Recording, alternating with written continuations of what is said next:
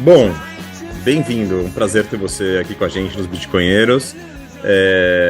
Agora a gente tá num momento aí do canal, estamos selecionando convidados especiais aí com temas que interessam a gente, né? Pontos de vista diferentes que interessam para a gente colocar Iluminadores. aqui. Como? Temas que iluminam as pessoas. Temas que iluminam. E não Gostei. apenas lives sem sentido, sem pauta. Estamos tentando ver algumas coisas aí mais a fundo. É, e aí o teu nome, o teu trabalho apareceu aí para gente para bater esse papo. Então, assim, para começar, Zaguri, é, eu acho que você já foi tanto no Leta, né, no Explica Bitcoin, quanto no João Grilo. Então, acho que não faz sentido você contar de novo a tua história. Já contou a história. Para quem tiver interesse, vale a pena escutar a conversa que o Zaguri fez tanto com o João Grilo quanto com o Leta. Mas eu acho que pode ser interessante como uma forma de você se apresentar e as pessoas entenderem um pouco mais do teu perfil, antes da gente cair no assunto do, Nakamoto Portfólio. do Do Nakamoto portfólio. Portfólio. É. Portfólio fugiu da minha cabeça. Do Nakamoto Portfólio. Tem um tweet que você fez em 2009, criticando um pouco ou alertando sobre os riscos que as pessoas não estavam vendo a respeito da BlockFi. Investimento com juros ali, colocar em BTC e receber juros, dividendos sobre esses BTCs. E por que eu acho interessante? Pouca gente criticou a BlockFi ou alertou para esse tipo de problema naquela época, né? E anos depois a gente viu os problemas da BlockFi emergirem. Então, acho que a partir talvez desse ponto de vista crítico e diferente da maioria, para você contar um pouco o que você estava falando na BlockFi, o que você via de errado, dá para conhecer um pouco da onde você vem e o que você traz aí para o mundo bitcoinheiro. Que faz sentido o que eu estou falando? Todo sentido. Ótimo. Antes de mais nada, um prazer estar aqui com vocês. Já escutei inúmeras horas de podcast de vocês, YouTube, então é um prazer estar aqui Uau. compartilhando. Sim, eu trabalhei muito tempo no mercado financeiro, né? E como você falou, eu conto a história toda lá nos outros podcasts, as pessoas podem ouvir, mas vocês desenterraram esse tweet aí. Realmente, eu fui um dos primeiros a começar a criticar o BlockFi. Inclusive, depois eu conto a história, mas o fato de eu estar na Swan hoje começou aí. Eu já trocava ideia com o Corey nessa época, a gente já se conhecia dessa época. E assim, para mim era muito claro desde o início, quando eu vi o BlockFi nascer, né, e eu vi os juros que eles estavam pagando, no final das contas, mas espera aí, deixa eu entender de onde que tá saindo isso, né? Porque a gente sabe muito bem que no código do Bitcoin não tem juros, né? Tem pagamento dos mineradores, é a única coisa que sai dali, não tem juros para hodler, né? Bom Então, demais para ser verdade, né? exatamente, é Infelizmente. bom demais para ser verdade. Às vezes pode até ser que os caras acharam alguma coisa nova, mas assim, sendo cético como eu sou e já conhecendo um pouquinho do mercado financeiro, na minha cabeça eu já sabia, sim, mais ou menos que o que eles estavam fazendo era alguma estratégia de trading, na verdade, para poder captar valor de mercado. Sem entrar muito no detalhe, eu comecei a mergulhar um pouquinho mais no detalhe. Aí alguém me contou na época, falou: não, eles estão fazendo uma arbitragem com o GBTC, né? O GBTC, para quem não sabe, é um trust nos Estados Unidos. Os Estados Unidos hoje não tem ETF de Bitcoin, né? Não foi aprovado até hoje. Isso é toda uma história separada que a gente pode falar também, mas não vem ao caso. O que tem e o que existiu há um tempo foi um trust que a Grayscale criou, e esse trust, no início, ele funcionava muito como um ETF. Você ia lá, você podia contribuir com Bitcoin, você podia tirar Bitcoin do trust, então tinha um mecanismo de troca, de entrada e de saída. Com o passar do tempo, a SEC notificou o Grayscale de que eles não poderiam mais fazer esse exchange, né, entre Bitcoin e shares do GBTC. E o que aconteceu é que, a partir daí, o produto começou a tradear na época, com um prêmio. Por quê? Né? Porque quem compra o GBTC nos Estados Unidos é um investidor que tem uma conta numa corretora, tipo uma XP da vida, né? Então o cara ele não quer comprar o Bitcoin, ele não quer ter custódia própria, né? De novo, isso é outra discussão, um negócio que a gente tenta muito na Swan educar, mas a realidade é que a gente sabe que tem muita gente que preza a conveniência, né? Por bem ou por mal, muito mais por mal. Sabe dizer uma porcentagem baseada nos clientes da Swan? Quantos querem fazer autocustódia e quantos querem A gente é delegar fora isso? da curva, né? Eu diria que assim, os nossos clientes eu tinha esse número. Eu vou falar por alto porque eu não sei ele exatamente, mas 65 a 70% dos nossos clientes fazem custódia própria em algum momento, né? Lembra só que a gente tem clientes institucionais, por exemplo, que são clientes que não querem fazer custódia própria, né? Que não podem fazer custódia própria. E então, sim, isso pesa um pouquinho do outro lado. O varejão da Swan é focado em saque para custódia própria. Inclusive é um dos diferenciais, né? Estímulo constante Exato. de saque. Então, aí como eu estava falando, né, o problema do GBTC passou a ser esse, que era ele tinha um mecanismo de entrada e saída e parou de ter esse mecanismo de entrada e saída, né? E aí, quando a gente estava falando da Swan, né, na Swan, a empresa já nasceu muito com essa ideia de acúmulo de Bitcoin aos poucos, né? Assim, não sei se vocês conhecem a história da empresa, mas lá atrás, o Corey começou com o negócio chamava Give Bitcoins, né? Que a ideia era o seguinte: você queria dar Bitcoin para alguém, a pessoa recebia o Bitcoin e aí recebia um pouquinho cada mês, né? Um pouquinho cada semana. E aí, cada pouquinho vinha com um texto educativo, né? Então, explicava no início o que estava recebendo, como é que funcionava o blockchain, e o caminho disso tudo era, no final, a pessoa ter custódia própria, né? A pessoa foi recebendo aos pouquinhos, então você quer mandar lá para um amigo seu que você quer dar a pílula laranja para ele, era uma maneira de você fazer isso. Aí, curiosamente, o que o Corey começou a ver é que as pessoas estavam dando Bitcoin para elas mesmas. Por quê? Para poder stack sats, né? Então o cara estava lá, pô, isso é uma maneira que ele viu de poder estar comprando toda semana, todo mês o Bitcoin. E a sua nasceu daí. Então, assim, o gênesis da companhia ele já é muito ligado na ideia de, primeiro, comprar aos pouquinhos, né? A gente tem muita ferramenta de DCA, tem até análise de DCA que eu fiz há pouco tempo, mas enfim. Voltando agora para o outro assunto, então, o de BTC, como eu estava falando, passou a ter um prêmio. Por quê? Porque a pessoa que queria comprar lá na corretora, ele vê, pô, não quero tirar o dinheiro daqui, às vezes nem pode, né? Se ele tem uma conta de aposentadoria nos Estados Unidos, na época ele nem podia tirar para comprar Bitcoin. Então, era o único instrumento que ele tinha para poder comprar Bitcoin. Então, o prêmio passou a 5%, 10%, 15%. Teve momentos que o prêmio chegou a ser 100%. Quer dizer, o de BTC tradeava um prêmio de 100% do Bitcoin. Resumindo muito, né? No final das contas, o que o BlockFi fazia? O BlockFi comprava o Bitcoin, né? Contribuía para dentro do de BTC, porque você não podia resgatar, mas você ainda podia contribuir. Então, você podia contribuir. Aí você tem uma regra nos Estados Unidos, chama 144A, que você tem um período de trava. Então ele contribuía, ele ficava travado por 6 meses, que não podia fazer nada, e 6 meses depois ele ia lá e vendia o prêmio as shares do BTC. Então esses 100%, não era 100%, né? Porque eles estavam fazendo isso, já era menos, já era por volta de 20%, 30%. Então esses 30% eles embolsavam e pagavam parte como juros para o cliente. Então, o cliente ia lá, depositava Bitcoin, ele pegava o Bitcoin do cliente, depositava no de BTC, esperava passar o período de trava, pegava as ações vendia as ações de BTC e comprava o Bitcoin de volta do cliente. Então, tem vários problemas aí, né? O primeiro é a falta de liquidez, nesses 6 meses que eles não têm, né? O segundo é que o prêmio em 6 meses, o prêmio pode acontecer muita coisa com o prêmio. E aconteceu, né? O prêmio virou desconto. Hoje o de BTC trade com 40 e poucos por cento de desconto do Bitcoin, né? Que aí também é uma outra discussão toda longa.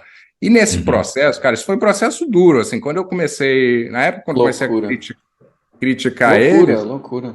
ninguém criticava eles. Todo mundo achava que assim, não, pô, mas peraí, vai ter que ter juros. Como o mercado de Bitcoin vai ter que ter juros em algum momento. E eu falava, não, vai ter que ter, mas não dessa maneira. Dessa maneira, aí eles vão acabar quebrando a cara. Até o presidente da companhia chegou a comentar lá no meu thread, né? Se engraçou um dia, falou assim: ah, como é que você está indo? Tem tempo que você não comenta nada, né? E aí, passa um tempo depois, eu respondi para ele: eu estou bem, como é que você está?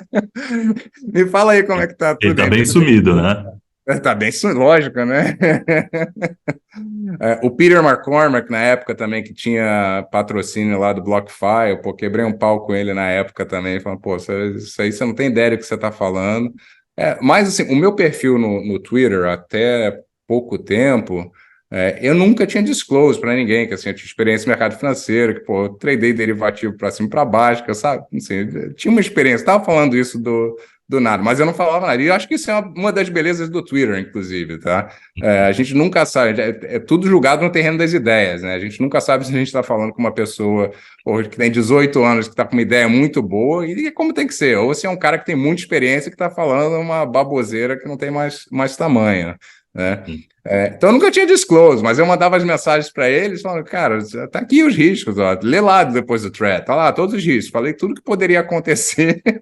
E passou realmente isso tudo. Mas aí é engraçado que foi nesse período que eu comecei a conversar com o Corey. Que aí, como a BlockFi, cara, aí nasceram outras, e a gente falava muito, né, sobre tudo que todo mundo estava fazendo. Então, desculpa, Zaguri, mas Fala. por que que você acha que ninguém estava vendo essa história? Ninguém estava enxergando o que você estava enxergando? Por que tanta Por gente algum estava motivo. tava vislumbrada aí com essa história? O que que Eu acho que tem um faltou? pouco disso, né? As pessoas estão acostumadas com o mundo Fiat, né? De que você deixa lá teu dinheiro na XP, a XP tem que te pagar juros, né? Então, isso é natural, para a pessoa que não conhece nada, para ela é quase que natural de que isso aconteça. Só que isso só acontece porque você tem reserva fracionada, né? Se não tivesse, não aconteceria. Ou você está dando um empréstimo para a companhia. Eu falo lá no thread, falo, no final das contas, se você quer realmente julgar os juros que seria justo nesse negócio, você tem que olhar o risco de crédito da BlockFi, porque você está dando um empréstimo para a BlockFi. Eu escrevi lá na época, não me lembro o número, mas eu falei, na minha cabeça, para eu estar correndo risco de BlockFi, e eu comecei 2 startups aqui no Brasil, e eu sabia, eu falei, ó, como uma startup tomar o risco de crédito deles, tem que me pagar 50%, 60% ao ano para começar a pensar, não é 8% que era que eles pagavam no início, né?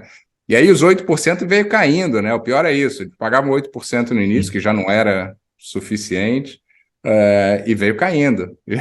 E por coincidência também, os 40%, 50%, depois eu fui fazer a conta, né? Foi exatamente o break-even, assim, para o período que eles quebraram, você teria pego o dinheiro quase todo de volta. Mas isso foi sorte mais que qualquer outra coisa, não foi nenhum cálculo assim muito misterioso, não. Eu acho que são duas coisas, né? Eu acho que as pessoas estão acostumadas com isso.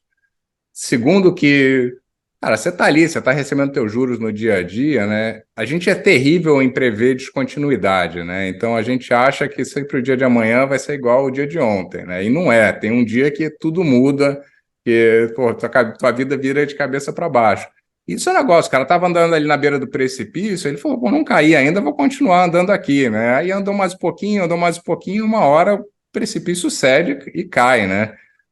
Só que quando você está recebendo ali os juros pingadinho, eu cansei de ver gente falar lá Vale a pena olhar, depois eu até vou puxar de novo. Mas tinha gente falando, pô, eu já estou com eles há um ano, nunca teve problema, pô, não vai ter problema agora. Então tinha muito disso também na época.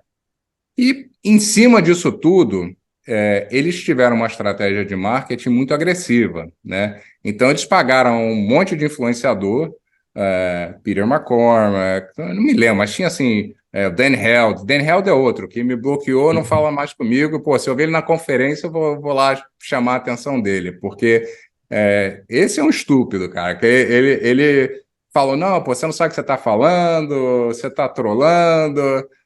Eu não falei nada, eu falei, cara, tá aqui, ó, os riscos, debate nos riscos que eu tô colocando, né?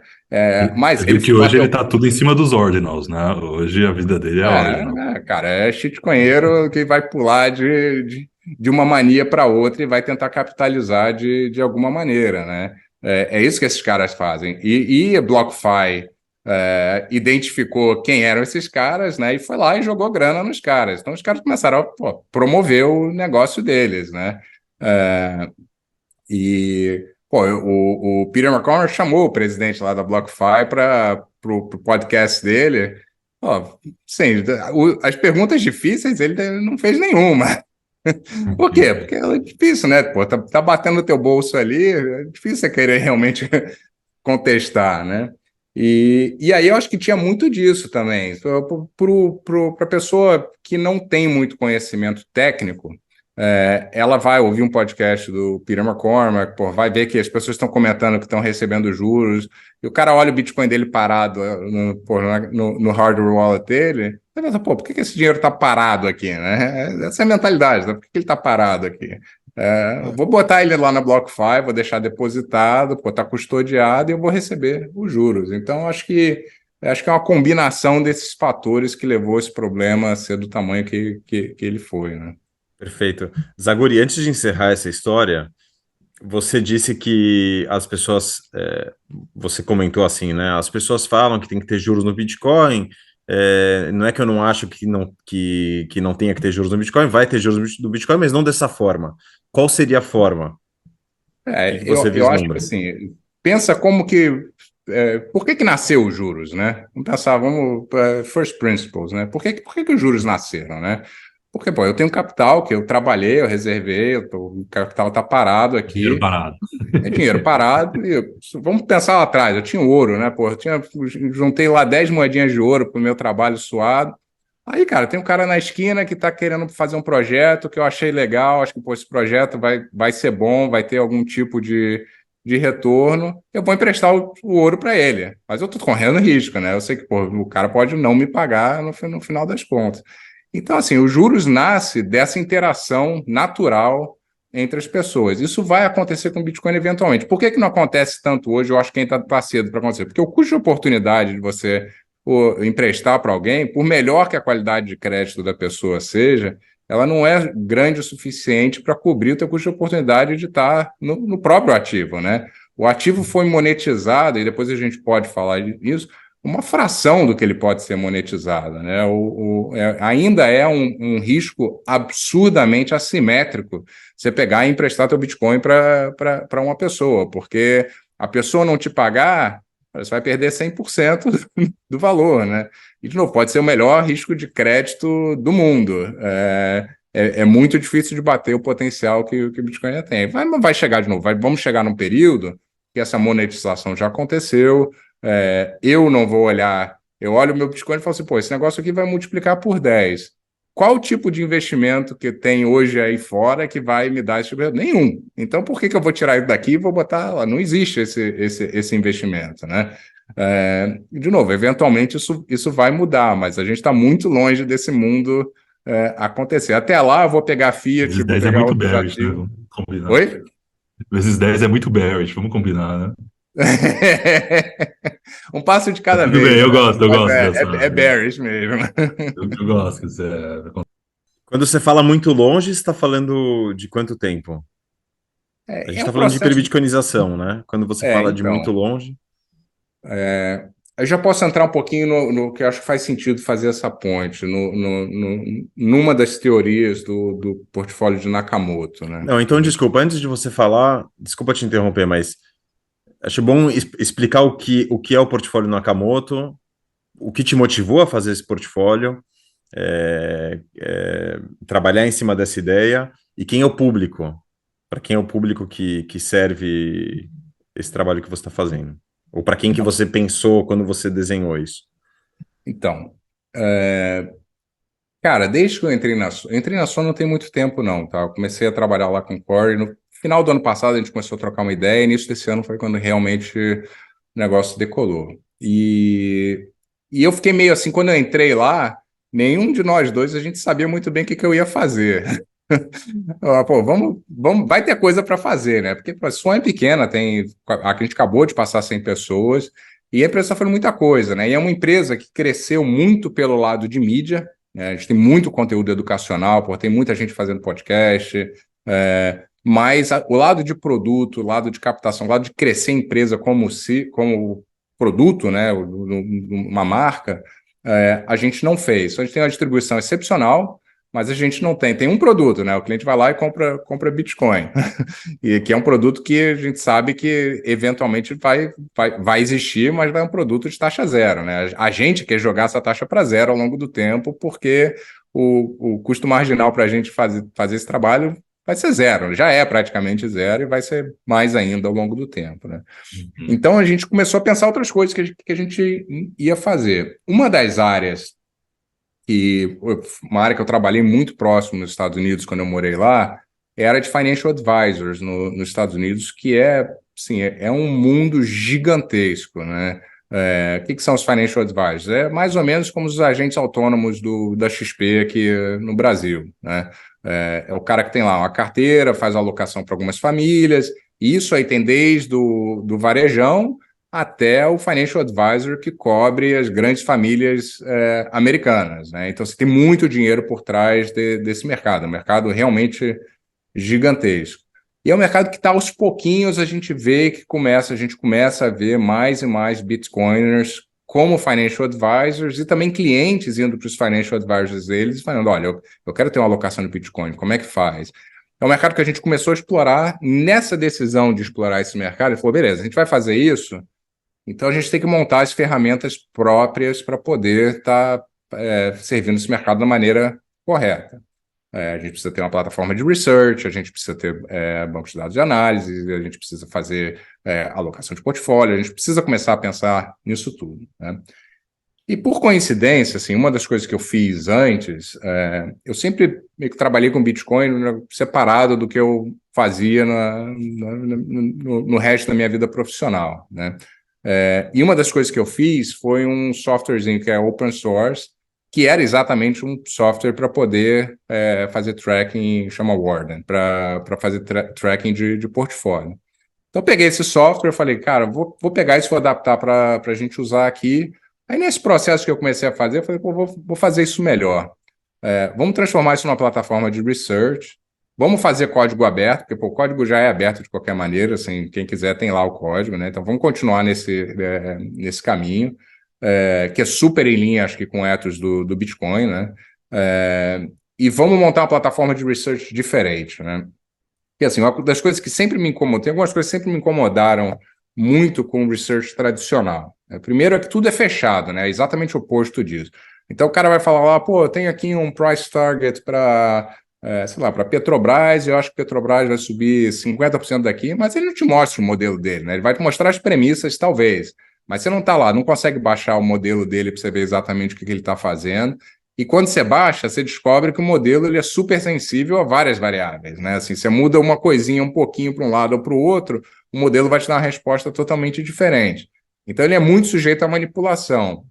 E isso é perigoso, por quê? Porque existe, por bem ou por mal, existe conflito entre a área de research e o resto dos bancos, né? A gente sabe, assim, os escândalos que existem aí de, pô, o banco cobria, olha a Enron, né? O banco cobria a Enron, o analista, pô, não podia falar mal da Enron, só podia dar buy, mesmo quando a empresa estava quebrando, né? Assim, já sabia que ia quebrar, mas estava lá dando buy rating para rating de compra para a empresa, né? E também, assim, era uma outra coisa isso ainda me incomoda muito. Eu falei, pô, se a gente vai montar a plataforma de research, vamos fazer um negócio diferente aqui. Primeiro, tudo que a gente colocar de modelo, o modelo é aberto, a plataforma é aberta, o código é aberto, e, além disso, não basta só falar que o código é aberto, né? Porque, eu sei, por bem ou por mal, é uma fração pequena das pessoas que sabem ler o código, né? Não adianta eu colocar o código lá e falar, pô, tá aqui o código, e a pessoa não sabe o que fazer com o código, né? Então, a gente cria com cada um desses pontos de research que a gente está fazendo, a gente está criando aplicativos, e que você pode ir lá e mudar as premissas. Você acha que as premissas que a gente colocou estão erradas, não tem problema nenhum. Entra lá e coloca as suas e vê no que dá, entendeu? Que é bem diferente também até do que acontece no próprio Bitcoin, né? Você olha para o modelo do stock to flow, também, assim, tem alguns problemas com ele, mas um dos que eu não gosto é exatamente isso, que você olha lá a regressão que foi feita, tal, por que foi esse período, por que foi dessa maneira, por que essa variável? Então, eu quero mudar, entendeu? Você vai lá e você pode até mudar, mas, de novo, não é fácil, não é um negócio que é totalmente fácil. Então, o nosso research nasceu com essa cara. Esse foi o primeiro ponto. A gente falou, pô, então Não, só queria comentar em cima disso que você está falando, porque eu te escuto e sinto que às vezes você dá como. Você comenta como óbvio, algo que para você é natural, porque você viveu nesse mundo, né? E viveu o backstage disso, mas é algo que pouquíssima gente pensa a respeito, né? Você fazer esse tipo de trabalho de research com código aberto e deixando claro quais são as premissas, é, é algo que é uma quebra de paradigma grande. Pouquíssima gente, mesmo com. Você até. Eu te escutando, eu falo assim, bom, claro, é óbvio, mas não sei se eu tinha parado para pensar nisso dessa forma. É um pouco, isso tem um paralelo até com o que a gente falou da BlockFi, né? Eu acho que as pessoas se apoiam muito na autoridade. Então, aí fala, não, pô, mas o cara é um expert, né? O cara só lê balanço, pô, da Petrobras todo dia. Ele sabe muito mais do que eu sei. O pessoal esquece dos first principles quando vai analisar algum assunto desse tipo. Totalmente. E isso está totalmente baseado no problema também que a gente tem do mundo Fiat, né? Assim, o médico não tinha que estar lendo balanço na Petrobras e não tinha que estar ouvindo analista para ter que investir em Petrobras, né? Ele só faz isso porque o dinheiro está quebrado, ele tem que correr atrás de uma maneira de não perder dinheiro com a inflação ao longo do tempo, né? E isso leva a esse tipo de problema. O cara vai lá e vai baixar lá o report do analista e vai falar, pô, não, mas pô, esse cara aqui, ele só faz isso. Eu sou médico, eu estou lá atendendo o meu paciente, eu vou me basear no que ele está falando, né? Confiar nele. Exatamente. Tem um estudo super interessante, tem dois estudos super interessantes. Um foi o Wall Street Journal, eu confundo os dois, mas um foi o Wall Street Journal, o outro foi o New York Times que fizeram. Isso, eles pegaram os analistas, eles fizeram isso durante um tempo. Então, a cada 6 meses, eles iam lá, pegavam as previsões dos analistas nos Estados Unidos das ações, né? E falavam, não, esse cara aqui acha que pegava uma média, né? Fazia então, vamos ver quanto que os analistas deram. Os analistas deram nos últimos 6 meses 10%. Só que aí, em paralelo, o New York Times tinha um experimento que ele pegava um macaco para tirar as ações de dentro da caixa, né? Então, pegava 10 ações dentro da caixa e o macaco sempre batia os analistas, tá? E o outro era um jogo de dardo, que eles botavam no painel de dardo as ações todas, eles jogavam dardo para ver onde pegava, e o dardo também batia os analistas, né? E isso não é surpreendente. Depois tem o Twitter thread lá que eu coloquei um pouquinho sobre isso. Você pega os analistas falando de Silicon Valley Bank, não tem muito tempo. Agora, o pessoal fala, isso é um problema dos anos 90, foi resolvido. Foi nada. Olha agora, Silicon Valley Bank. Você olha o que os analistas estavam dando de rating uma semana antes, 2 semanas antes. E aí, quando o problema realmente ficou evidente, a empresa... Aí você vê, vem caindo a previsão. O maior analista, primeiro, o maior analista está aqui, o pior está aqui, né? Super próximo. E aí você vê que a empresa os dois vão caindo também. Quer dizer, isso não tem valor nenhum, é melhor olha o gráfico na sua tela que vai ter mais valor do que você seguir o analista, né, no final das contas. Então, assim, tem muito problema nesse universo de research. Eu acho que sim, o que a gente está fazendo é diferente, mas, de novo, é o básico, né? Eu acho que deveria ser assim desde o início, né? Perfeito. Desculpa, eu te interrompi fazendo esse comentário e você acha que você ia entrar no Nakamoto Portfólio, você ia começar a comentar sobre ele. Isso. Então, aí dentro dessas premissas de research, eu vou até começar a compartilhar a tela aqui, que acho que é mais legal eu mostrar. Show. Ótimo. Mostrar ao vivo do que a gente... Ficar imaginando, né? Ficar imaginando, exatamente. Observar. Então, o primeiro resultado... Para quem quiser acessar, quem estiver escutando e quiser acessar e acompanhar junto, tá aí, né? nakamotoportfolio.com. Exato. É até engraçado, a gente não estava pronto para lançar isso. Eu fiz o código desse site todo em, assim, 1 semana e meia. Então, tem um monte de bug, tem um monte de problema, mas eu preferi lançar, de novo, com essa ideia. Eu falei, cara, eu vou botar lá e o pessoal está achando bug, e a gente vai consertando, vai ajustando, e eu acho que é melhor do que a gente segurar e demorar para lançar. Acho que a gente vai desenvolver muito mais rápido fazendo assim do que segurando o código e demorando para lançar. Então ele foi lançado, aí a gente lançou, aí eu apresentei para 3 ou 4 clientes na Sony que adoraram o negócio, porque os caras ficaram vislumbrados. Aí o pessoal da Swan, né, o pessoal de vendas que também fazem os Spaces lá, na semana seguinte, não, pô, você tem que vir no Spaces falar sobre isso, vamos lá. E os Spaces da Swan é todo dia, né? Mas, pô, tem 1.000 pessoas que entram lá todo dia. Então, pô, no primeiro dia que eu fui apresentar, eu falei, não, vamos fazer um experimento aqui, vamos todo mundo tentar fazer junto. Aí mandei o pessoal entrar no site. O site, pô, caiu na minha hora.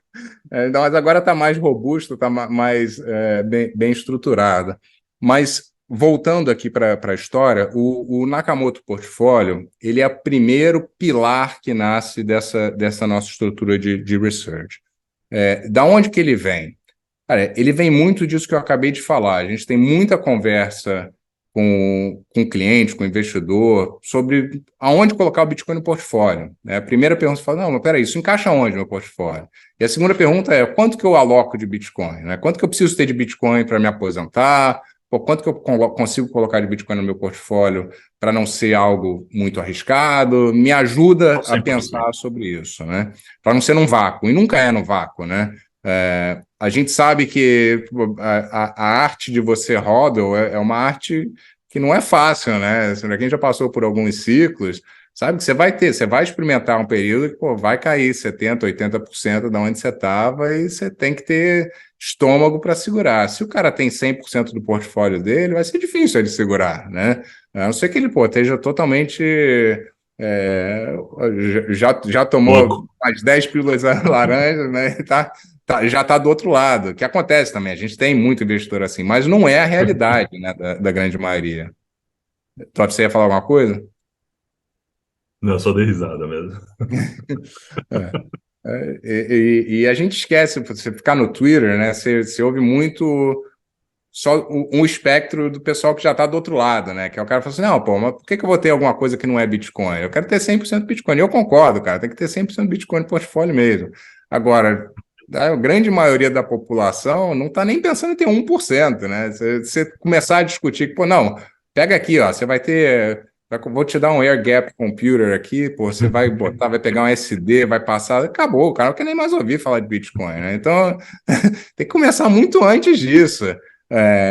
Eu tive uma reunião com o Guilherme, que é outro brasileiro, é curioso, assim, a Swan tem 2 brasileiros no comitê executivo, por coincidência total, assim. O Guilherme é um cara que veio da Bridgewater também, assim, tem uma mega experiência, e ele mora na Califórnia, ele estava aqui no Brasil, né, eu falei, pô, vamos tentar organizar aí um evento com pessoal mais pesado aqui no Brasil. A gente conseguiu, sentamos na mesa, pô, com gente, assim, de bilhão para cima, que tem muita grana, né, e a ideia era exatamente ter uma porta aberta para eles perguntarem o que eles querem de Bitcoin.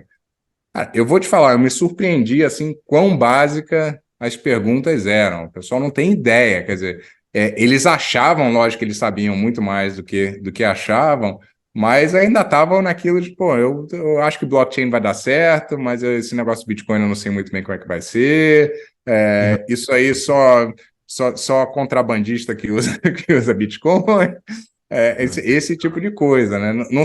Não tinha ideia de que pô, só pode ter 21 milhões de Bitcoin. Quer dizer, a gente ainda tem muito trabalho para fazer de educação no mundo, Tá né? muito cedo. Fala. Tá muito cedo, né? Essa é a realidade. Extremamente cedo. Quantas pessoas aí, tinham nessa reunião? 8 pessoas. 6 dessas já compraram Bitcoin, tá? Das 8. Por que pessoas... Você pode dizer quanto que eles estão pensando em alocar? Muito cedo ainda para falar alguma coisa. Tá. Acho que, sim, e vai ter de tudo aí. Vai ter do cara que vai comprar e, pô, no primeiro, eu tenho certeza, primeiro deslize que o Bitcoin tiver, cai 10, 15%, vai vender, e tem gente que vai acumular mais, né? Mas está muito cedo para falar isso. Só das pessoas acho que terem... O primeiro passo é esse, né? Você tem que comprar, você tem que começar a experimentar um pouquinho, aí o Bitcoin vai subir um pouco, de repente se interessa um pouco mais, aí vai ter que... Porque tem que estudar, não tem jeito, cara. Isso aqui vai recompensar aqueles que fazem o trabalho, né? Assim, é a natureza do negócio, é proof of work. Se você não estudar, vai ser difícil de você ter o estômago para segurar durante, de novo, os períodos de volatilidade. Você pode até comprar, porque, pô, primeira vez que eu comprei Bitcoin, eu comprei com a cabeça totalmente de trader, assim. Pô, eu era trader, eu falei, pô, o Bitcoin caiu bastante, eu vou comprar, né? Comprei com a cabeça de trader. Vendi super cedo também, dessa primeira vez, assim. Achei que não me lembro, mas sei lá, subiu 50%, eu falei, achei que era pô, o trader mais genial da história. De lá para cá, acho que multiplicou 100 vezes de onde estava. Foi o trade mais caro que eu já fiz, sem dúvida nenhuma, né? Vendi Bitcoin para comprar, para dar de entrada em apartamento, assim, coisas que, se você realmente não entende, né, o que você está... Você vai fazer, você é afadado a fazer, né?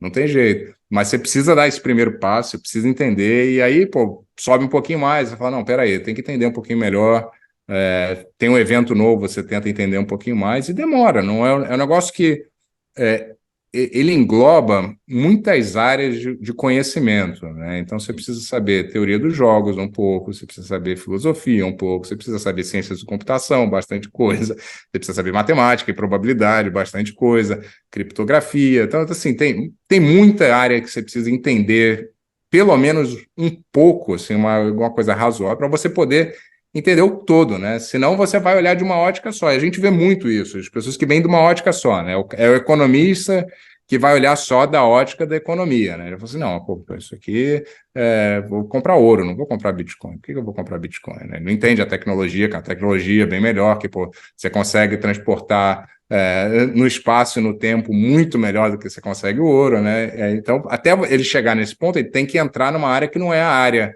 de conhecimento dele, não é a área que ele está confortável em entrar, né? E em grandes parte das vezes, para ele entrar nessa área, ele tem que contradizer coisas que ele conhecia da área dele, né? Que é pior ainda. Então, sim, de novo, eu acho que é importante a gente colocar isso em Não só perspectiva. e tecnologia, hackeio, pirataria, cada ano que passa tem uma nova, então vai substituir. Você vê um mercado gigante de shitcoins, você fala, pô, tá ali, tá cheio. Muito ruim. Daqui a pouco vai aparecer o Facebook, depois vai aparecer né, os caras fazem essas comparações com empresas de tecnologia. Até realmente é verdade, até alguém entender, pegar, começar a colocar no portfólio, demora esse processo aí. E Dob, esse exemplo assim, esse é o cara que normalmente tem a tecnologia como background dele. Minha última empresa que eu montei aqui no Brasil era uma fintech, uma empresa virou OpenCo hoje. Fui um dos fundadores da Rebel, que era uma fintech de crédito. O cara que abriu comigo foi um cara que eu comecei a programar computador com ele, pô, quando eu tinha 7 anos de idade, assim, pô, conhece tecnologia, eu me desvirtuei e fui para o mercado financeiro, ele continuou com tecnologia, ele conhece tecnologia de cima a baixo, né? E dito e feito, você fala de Bitcoin, a primeira coisa que vem na cabeça dele é, não, pô, vai ter uma outra moeda que vai ter qualidades tecnológicas superiores a Bitcoin. E ele não está errado. Eu acho que o ponto que ele esquece de ver é que pô, a distribuição original do Bitcoin ela não vai ser replicada, o network effect que a gente tem, ele vai demorar muito tempo para ser replicado, e mais importante, que isso é um ponto de tecnologia, e me surpreende que as pessoas de tecnologia não veem. Tudo que é feito nesse mercado, inclusive nas shitcoins, tem que ser feito com código aberto. Não tem outra maneira. Porque se chegar um cara com código fechado, pode até acontecer, né? A gente já viu tanta loucura nesse mercado de shitcoin, pode até acontecer, mas é muito difícil. O código normalmente é aberto. Então vamos supor que amanhã tem uma criptografia, não vai acontecer, tá? Mas vamos supor, amanhã tem uma criptografia que é 10 vezes galáxias que a gente tem no Bitcoin. Cara, quanto tempo que você acha que vai demorar para os desenvolvedores do Bitcoin? Eu vou fazer um PR no dia seguinte, eu vou copiar, vou mandar lá no código do Bitcoin, eu vou falar, ó, a gente tem que copiar isso aqui, pô, e vai ser debatido, vai ser discutido, tem coisa que vai ser boa, tem coisa que às vezes também é promovido como sendo a maior criptografia do mundo e não é, né? Então, assumindo que tudo isso passou, né, que a gente vê, que constata que realmente é a melhor criptografia do mundo. Que não seja... Desculpa, que esse desenvolvimento não parta do Bitcoin, porque geralmente é o que acontece. A gente fala que as shitcoins experimentam, então no final o Bitcoin termina trazendo as inovações, trazendo o que as shitcoins copiam, as altcoins copiam, seguem copiando, né? Exatamente. E na melhor das hipóteses, é um testnet para o Bitcoin. O que aconteceu lá com a Litecoin, né, no Segwit. A Litecoin implementou Segwit antes do Bitcoin implementar, e isso deu mais confiança para os desenvolvedores, né? Os desenvolvedores, quando não, peraí, foi implementado no Litecoin era um clone lá do Bitcoin, né? Então, assim, não teve nada que quebrou, nada deu muito errado, pô, deu um grau de confiança maior para poder implementar, mas poderia ter dado muita coisa errada, né, também. E teria sido ótimo a gente ter visto isso acontecer na Litecoin.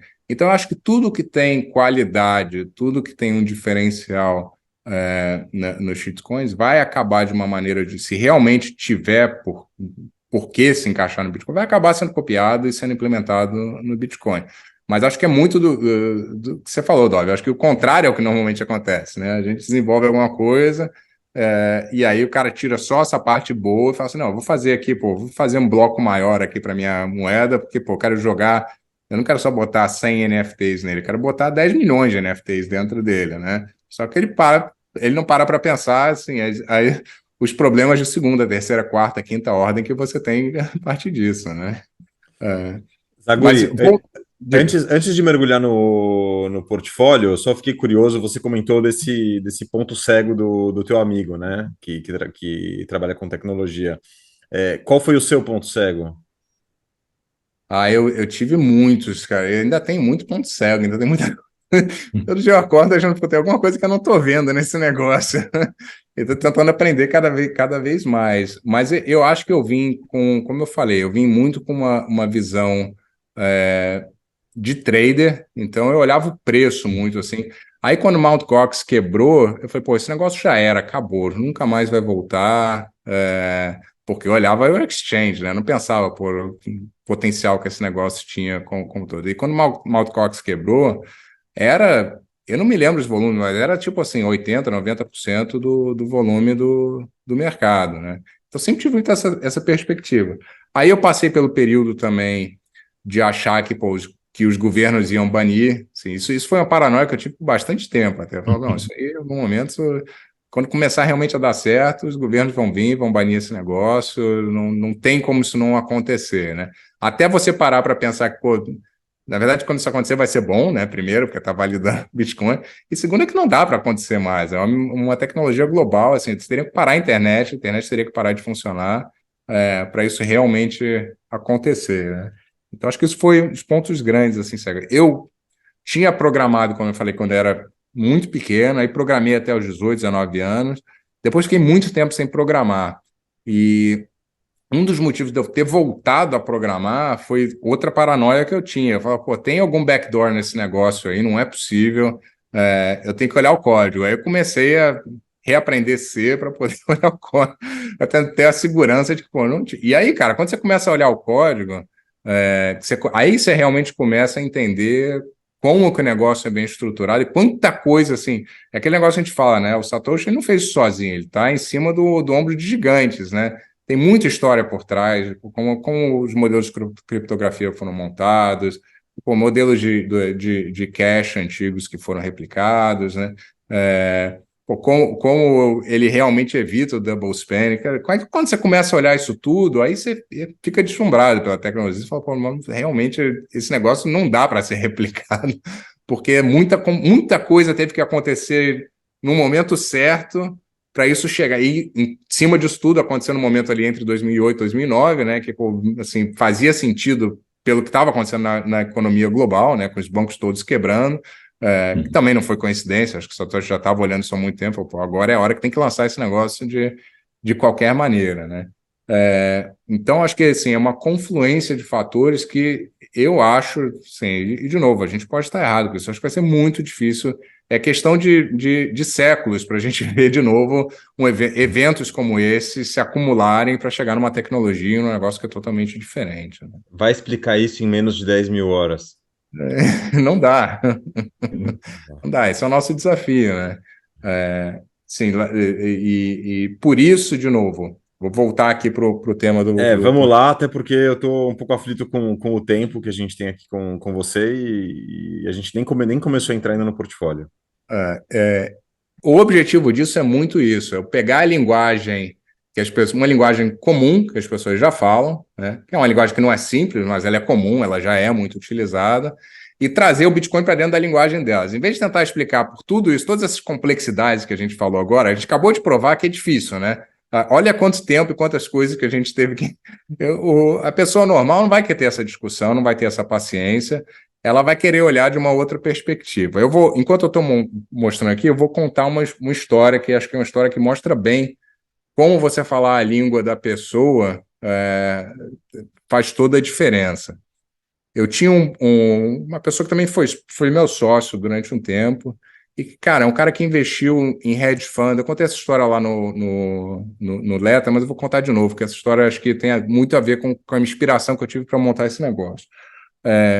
Que foi um investidor de hedge fund há muito tempo, o cara sempre investiu junto com os maiores managers do mundo, e eu falava de Bitcoin para ele há muito tempo, como uma alternativa ao portfólio, um negócio que não é correlacionado, e ele, assim, não ouvia. Ele falava, não, esse negócio aí, os mesmos coisas que a gente falou, vai ser banido, não vai dar certo nunca, isso é dinheiro para criminoso, não vou olhar.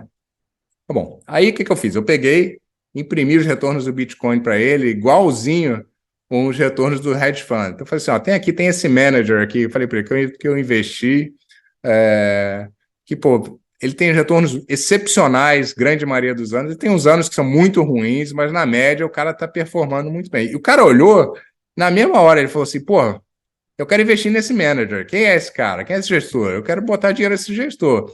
Por quê? Malandrinho. Oi? Malandrinho. Aí eu até briguei com ele, falei assim, não, esse aqui é o tal do Nakamoto, ele é um japonês, cara, acho que vai ser difícil você encontrar com ele, não sei. Aí desliguei, o cara até, depois me ligou, falou, não, esses são retornos do Bitcoin, né? Eu falei, retorno do Bitcoin. Ele, realmente, acho que eu tô overthinking esse negócio, eu não deveria, porque se fosse um gestor que chega comigo e me mostra esses retornos, eu não estaria perguntando para ele no detalhe que eu te pergunto, como que ele está tendo... Dois vezes.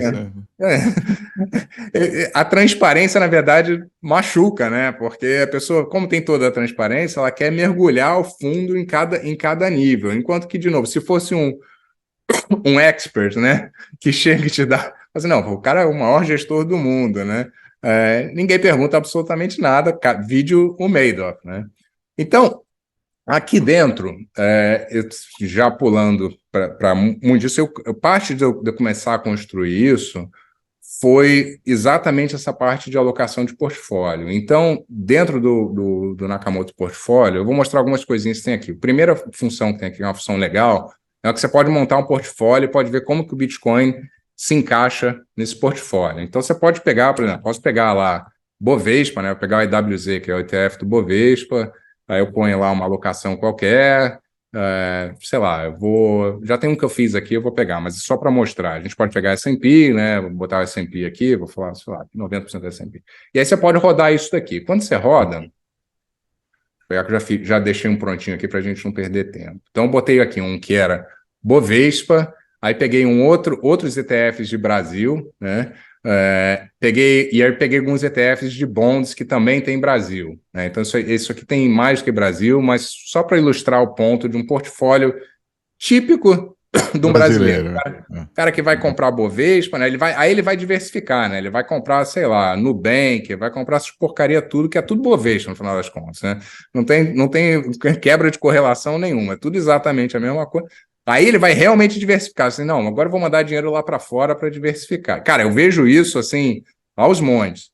Eu vou mandar dinheiro para fora para diversificar, não ter tudo no Brasil. Aí manda dinheiro para fora, aí dinheiro bate lá no JP Morgan, o que ele faz? Não, vou comprar bond brasileiro, que é o que eu conheço, né? Mas é em dólar, mas é bond brasileiro, cara. Então eu botei aqui os bonds brasileiros também, que ele compra lá, é o mesmo risco, né? O dia que tiver um problema no Brasil, e quando tem, cai tudo junto, né? E quando sobe tudo junto. E aí eu rodei esse portfólio aqui, né? Então tem lá. Aí quando você roda aqui, tem várias opções, e depois as pessoas, de novo, o objetivo aqui, cada um pode brincar do jeito que quiser, acho que não é Bovespa, quer botar IBM, coloca o que você quiser aqui. Monta a sua cesta aí, monta seu portfólio.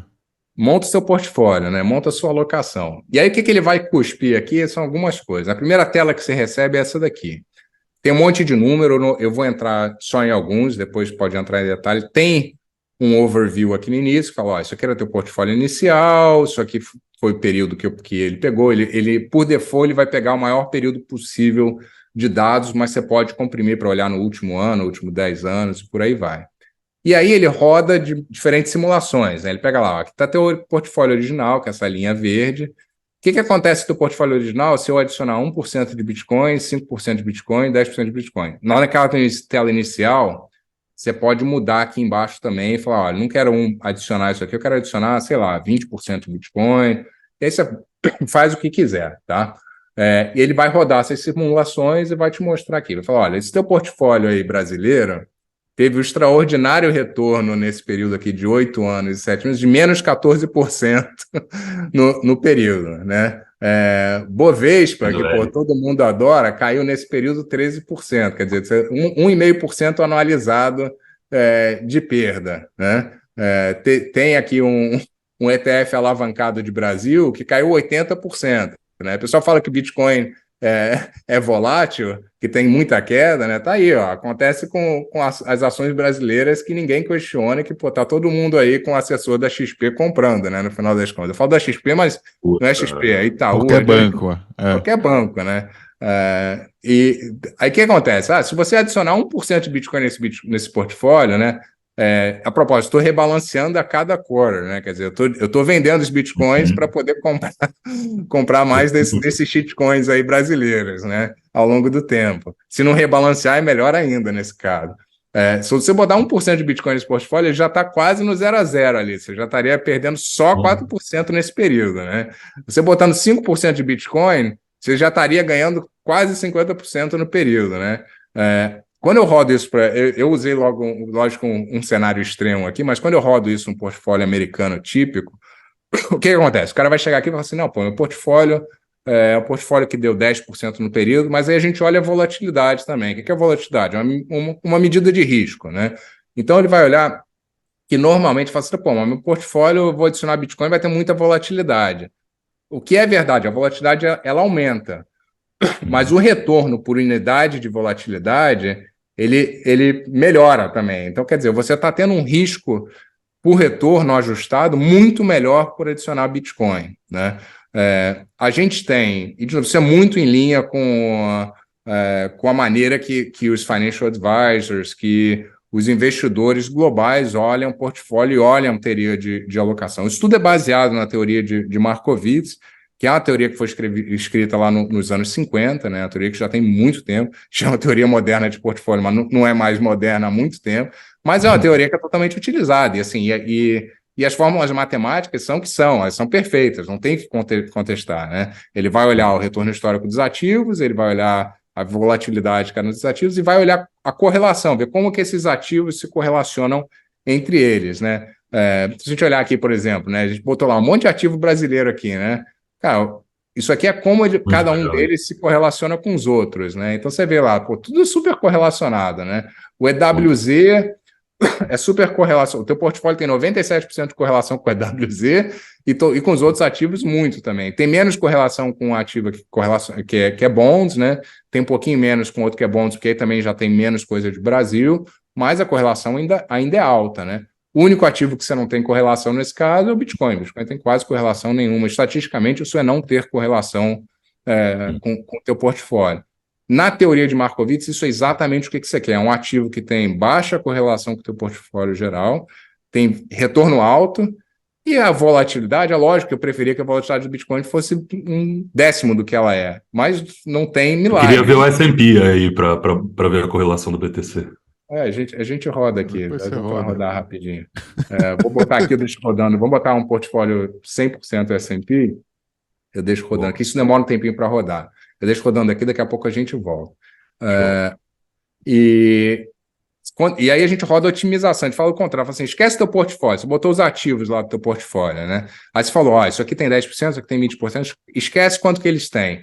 Qual seria a otimização de cada um desses ativos, né? Qual o peso de cada um desses ativos seria ótimo para você maximizar algumas variáveis. Então, para você maximizar o risco-retorno, que é o que eu estava falando, né? Você quer ter a maior quantidade de retorno que você pode para cada unidade de risco, né? Nesse portfólio de Brasil, você precisaria ter 70% Bitcoin para você otimizar.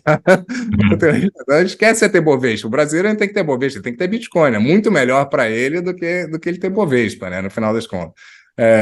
Até aí a pessoa fala, não, pô, o Bitcoin vai adicionar muito risco. Tá bom, vamos olhar a contribuição de risco, né? Que ele pega os ativos que são mais voláteis, eles vão ter uma alocação menor, e os ativos são menos voláteis, então, mesmo com isso, você teria, lógico, um portfólio muito de bonds, né? Teu portfólio aqui é quase 80% bonds, 70% bonds no Brasil, mas você ainda tem aqui 8% de Bitcoin no teu portfólio. O resto, Bovespa, Bolsa, isso aí tudo é resíduo praticamente nesse portfólio, né?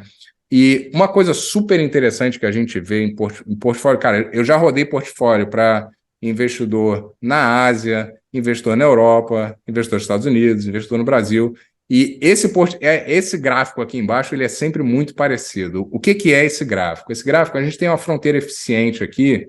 Cara, se eu estiver entrando muito no técnico, vocês me falam que eu dou um passo para baixo. Não, tá perfeito. Eu queria depois que você voltasse um pouco, acho que passou muito rápido esse aí, na otimização do risco-retorno. Então, isso aqui, explicar a fronteira eficiente, que vai ficar claro eu voltar aqui, porque esse portfólio aqui é a estrelinha aqui na fronteira eficiente, né? O que é a fronteira eficiente? Você fala assim, ó, eu sou um cara eu tenho tolerância baixa a risco. A volatilidade que eu quero no meu portfólio é 10%, né? Se a volatilidade que eu quero no meu portfólio, então está aqui no iníciozinho. Essa volatilidade está considerando qual tempo? Qual período? Então, no período total, aqui nesse caso, okay, né? Você vai anualizar a volatilidade total. Você vai olhar o período todo e aí você vai anualizar ela. Então, a minha volatilidade anualizada que eu quero tomar risco é 10% no máximo.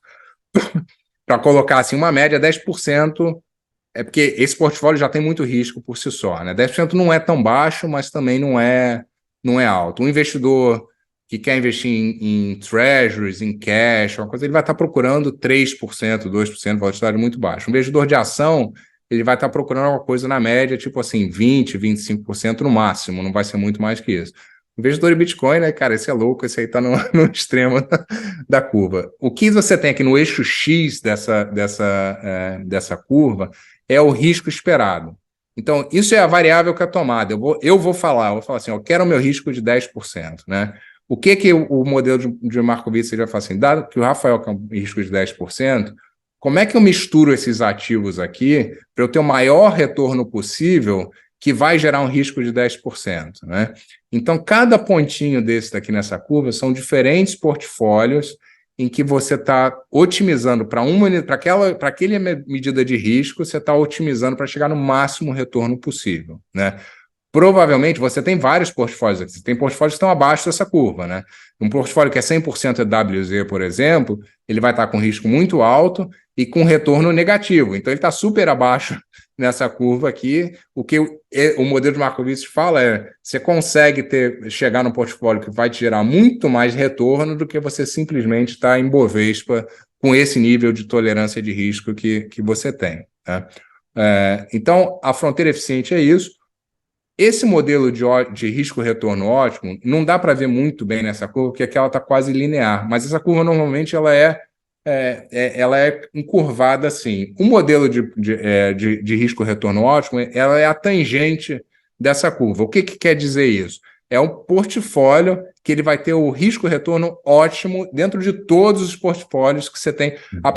Até esse portfólio, você está ganhando no risco-retorno. A partir desse portfólio, se você continuar a tomar risco, se você tomar mais risco, você já começa a ter uma decrescente no risco adicional que você está tomando. Então, esse é o ponto ótimo. Ótimo é uma palavra que não sei nem se é correta aqui, mas seria o ponto ótimo que você tem de risco. Nesse caso aqui, é essa estrelinha ideal, aqui. Ponto ideal, né? Ideal, exato. A partir daí, se você, para cada unidade de risco adicional que tem, a unidade de retorno adicional que você tem, ela já não é tão boa quanto você estava tendo antes, até a partir daí, né? Então, você vai andando nessa curva até você chegar nesse ponto. Esse ponto é esse portfólio que a gente representou aqui do lado esquerdo. Agora, super interessante, isso acho que encaixa bem com esse gráfico aqui embaixo. Esse gráfico aqui embaixo, ele te mostra exatamente qual percentual que você tem de cada ativo para cada unidade de risco dentro da fronteira eficiente, né? Então, você vai vendo que você começa com percentual. Bitcoin aqui é o azul, escuro. Ele começa com um percentual muito pequeno, porque se você quer tomar pouco risco, você vai ter pouco Bitcoin, mas ele, em grande, como eu estava falando, a gente roda isso em MSCI Europa, cara, em ativos asiáticos. A gente sempre vê isso, que o Bitcoin é um ativo que em qualquer tolerância de risco que você tem, da mais baixa, mais alta, ele sempre tem lugar no portfólio. É uma diferente. Bandeira, isso. Ele está sempre dentro da fronteira, exatamente. E os investidores são mais conservadores. A gente teve uma conversa com uma corporação, por exemplo. Os caras têm caixa da corporação que está em treasuries. Mas assim como o Michael Saylor, né, lógico, pô, estão, sei lá, 5 anos antes do Michael Saylor. Mas eles estão preocupados. Estão falando, pô, eu estou aqui recebendo 4% das minhas treasuries, que assim, não é ruim, mas eu sei que pô, a inflação está comendo isso. O investidor americano já está começando a ter essa ideia. Ele já sabe, pô, mas a inflação está comendo. E esses 4%, a gente vai entrar numa recessão, eles não vão ser mais 4%. Isso é treasury de 3 meses. Ele vai rolando isso a cada 3 meses. Então, 4%, o Fed vai começar a cortar os juros no final do ano, vai virar 3, vai virar 2, vai virar 1, vai virar 0 e, eventualmente, quem sabe, pode ficar até negativo de novo, né? Então, as pessoas estão começando a ver isso, mas, pô, de repente eu preciso ter Bitcoin no meu portfólio.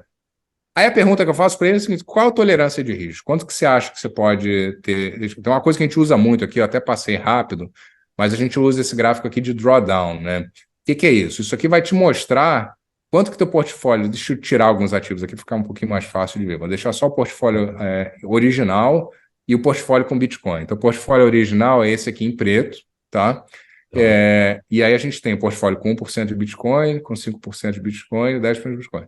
Aí a gente mostra para ele e fala assim, olha, uma medida de você olhar quão arriscado o teu portfólio você vê quanto que ele cai ao longo do tempo. Então, você vê aqui, em 2016... o teu portfólio sem Bitcoin teria caído 56%. Se você tivesse Bitcoin no teu portfólio nesse período, na verdade, você teria caído até menos. Então, assim, tua medida de risco melhora nesse caso, com esse portfólio, de novo. Ele melhoraria você tendo Bitcoin do que você não ter Bitcoin. Lógico, tem períodos que é o contrário, né? Que você ter... cara, as ações brasileiras são tão ruins que é até difícil achar um período. Aqui, por exemplo, 2018, né? A gente teve período que o teu portfólio estaria caindo 18%. Se você tivesse 10% de Bitcoin nesse portfólio, você cairia 23%. Isso aqui você mostra num portfólio de caixa, fica fácil de ver, porque até caixa tem volatilidade, né? Porque eles estão rolando essas treasuries e normalmente não é treasury que eles estão comprando, eles estão comprando fundos que estão investindo em treasuries. Então, esses fundos têm alguma oscilação, não é zero a oscilação dele. Então, a gente mostra, fala assim, ó, você teve ali uma queda de 2%, a queda de 2% fala, com 1% de Bitcoin, então a queda de 2% passa para 3%. Você aguenta isso? Fala, não, isso eu aguento. Beleza, mas olha o teu upside, né? Isso aqui é só o lado para baixo, né? Vamos olhar o lado para cima. Aí a gente mostra, olha aqui, pô, o retorno que você teria no teu portfólio se você adicionasse Bitcoin. E aí essa conversa fica muito clara de qual é o papel do Bitcoin no portfólio. Vamos voltar lá no S&P, que eu acho que rodou aqui, ó. Então, S&P, ele pegou aqui o período desde 2014, né? Então pegou o período um pouquinho longo, mas não importa. Ele subiu nesse período 140%, anualizado, deu um mega retorno, né? 10%, muito bom. Mas o Bitcoin bateu nem de perto, né? Deu 60% ao ano nesse mesmo período. Tem muito mais volatilidade, né? Tem uma volatilidade de 72% comparado de 18%, os 20% que eu falei de ações é mais ou menos por aqui, ó. A S&P tem 18%. Mas olha o Sharpe Ratio, né? Que é o retorno ajustado pelo risco. Se é um número quanto maior, quer dizer que o portfólio é melhor. O Bitcoin teve 82 e o S&P 52. Essa diferença não parece ser muito, ela é significativa entre os dois, né? E aí o que é interessante, né? Você vai adicionando aqui. Fala. Sobre esse Sharpe aí, teve aquele site da MicroStrategy, né? Que também mostrava todas as empresas e o Sharpe Ratio e o Bitcoin era imbatível, né? Ele não era um portfólio, né? Era nesse esquema, como a gente está vendo aqui, né? Comparando Exato, só com uma empresa, com uma alocação. E realmente ele bate em todas as... Batia quase tudo, assim, você via naquilo lá, todas as empresas do S&P 500 separadas, também no índice, eu lembro que ele não batia quase tudo. Não lembro agora, não lembro. Depende do momento, ele não bate, né, depende do... Como a gente viu aqui também, tem épocas que... você pegar o último ano, né, com certeza, o Bitcoin está para baixo de 50% nos últimos 12 meses, né? Então, assim, está com Sharpe Ratio negativo, né? Mas o ponto é exatamente esse. Quando a gente roda essas simulações, eu rodo diferentes períodos. Eu pego, vamos olhar nos últimos 2 anos, vamos olhar nos últimos 4 anos, vamos olhar nos últimos 5 anos, né? Porque é uma crítica super válida, acho que é esse modelo, que é um modelo que olha para trás. Você está sempre baseando em o que aconteceu no passado, né? Mas aqui fica mais fácil de ver, ó. Você vê aqui, ó, o portfólio original teve retorno que era só S&P, né? 10%. Se você adicionar a Bitcoin 1%, 5%, 10%, isso aqui é o que acontece no primeiro gráfico. A volatilidade ela sobe, mas o seu Sharpe vai subindo também à medida que você vai adicionando mais Bitcoin, né? 10% de Bitcoin tem um Sharpe melhor do que os 5%. Então, você adicionar nesse portfólio, e aí a correlação, né? Correlação do Bitcoin com o S&P é 15%, é nenhuma. A gente, quando fala de correlação, a gente fala, não, a correlação está muito alta. As pessoas olham isso aqui, né? Elas vão pegar lá a correlação dos últimos 30 dias, né? Vão olhar, por que aconteceu nos últimos 30 dias? Isso aqui é a correlação rolada dos últimos 30 dias, né? Então, vamos olhar aqui um período mais longo. Aí você vê que aí o S&P realmente, em janelas de 30 dias corridas, né? Tinha uma correlação por muitos anos baixa com o S&P. Quando a gente chegou ali em 2021, do início de 2022, essa correlação subiu, né? Todo mundo fala, Bitcoin virou risk asset, ativo de risco, isso correlacionado, e por um período de tempo realmente, mas essa correlação já caiu, já está de volta aí perto do que está o histórico lá. Nosso histórico lá era 15%, a gente está em 13%, está até mais baixo do que é o histórico médio que a gente viu lá naquela tabela, né? Isso eu acho que, assim, quando eu olho alguns desses dados, isso é um dos dados que me deixa mais bullish no Bitcoin no curto prazo, é saber que ele quebrou essa correlação e não está mais entrando na mesma cesta que os ativos de risco, né? Isso é muito bom. Eu quero ver ele quebrar com shitcoins como o Ethereum. Aí eu realmente vou ficar muito... E está acontecendo, né? Mas tem que quebrar mais ainda, eu acho. Só para fechar aqui, então, de novo, isso aqui, cara, tem muito dado, tem informação aqui, assim, para a pessoa perder um dia olhando. Aí você consegue ver retorno anual, mas vou fazer aqui uma ponte para uma outra coisa. Quando eu comecei a ter essas discussões com gente, começou muito com isso, né? E sempre me preocupava muito da gente estar usando dado histórico, né? Porque assim, eu nunca vi um backtesting, né, que eu não tenha gostado, porque a gente está sempre. A gente tem um viés, né, quando a gente está pegando dado do passado. E aí, por muito tempo eu fiquei quebrando a cabeça e falei, mas espera aí, não tem nada que a gente pode fazer que seja talvez um modelo olhando para frente, né? Quando você olha para frente, você tem outros problemas, tá? Totalmente diferentes. Mas talvez colocando as duas coisas juntas, a gente talvez consiga chegar em alguma coisa que é um pouco mais equilibrado do que simplesmente olhar para o passado, né? E aí, ouvindo um podcast com o Michael Saylor, acho que, eu não me lembro se foi no final do ano passado, início desse ano, mas eu me lembro ouvindo, é um podcast que ele chama Bitcoin as Property, né? Bitcoin como propriedade. E ele compara o Bitcoin com o mercado de real estate, né? Global. Então ele fala, o mercado de real estate global ele é gigantesco, ele cresceu muito porque as pessoas passaram a usar imóvel como reserva de valor. Reserva de valor, né? De longo prazo. A gente, Brasil, o melhor exemplo disso. Quantas pessoas você não conhece que compram um apartamento aqui e ali, assim, como para guardar dinheiro para o longo prazo? E faz sentido para o brasileiro mesmo no longo prazo, porque, cara, foi uma maneira, eu te digo, assim... Muito mais sólido. As pessoas se combateram a inflação dessa maneira. É terrível, assim, real estate é um dos piores investimentos porque as pessoas só olham, elas olham de ponta a ponta, eu não vou entrar no detalhe, mas assim, a verdade é que é um inquilinos, ativo... Inquilinos, problema de manutenção. Você não é dono do teu imóvel, porque o governo pode levar a qualquer momento, você paga o aluguel para o governo todo ano. Então, assim, tem uma série de problemas com real estate. Mas vamos deixar isso de lado, vamos só olhar o fato de que o real estate tem uma característica de que ele foi utilizado como um ativo de reserva de valor no mundo inteiro e continua sendo usado. Então, você tem um prêmio monetário no real estate, né? Então, segura essa ideia por um segundo. Além do real estate, a gente sabe que tem outros ativos que são assim. O ouro que é óbvio que assim, foi monetizado porque é uma reserva de valor, ainda é por bem ou por mal.